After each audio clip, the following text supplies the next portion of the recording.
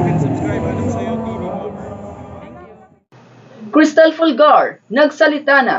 Bakit hindi na siya ang nag-host ng first ever fan meet ni So In-guk sa bansa?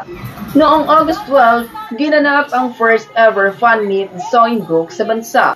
Nauna nang ibinalita ng organizers na ang social media personality na si Cristel Fulgar ang magiging host ng naturang show. Isang oras bago magumpisa ang show, malungkot na ibinalita ni Cristel sa kanyang social media accounts na hindi na siya ang magiging host due to unforeseen circumstances. Maraming supporters ang nalungkot sa balitang ito dahil kilalang kilala na super fan si Cristel ni So In-guk and dream come true sana ito sa isang fangirl na maging host ng first fan meet ng Korean singer-actor sa bansa.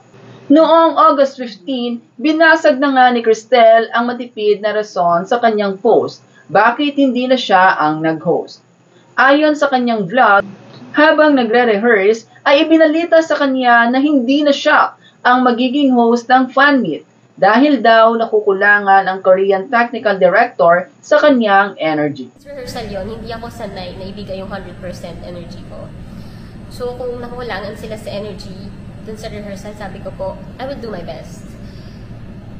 Nag-expect ako na ipapaakyat ulit ako sa stage para mapakita ko yung 100% na sinasabi ko, pero hindi daw. Hindi inasahan ni Cristel ang balita dahil hindi daw siya binigyan ng second chance to show his 100% energy. Agad-agad na naganap ng ipapalit na host ang organizers.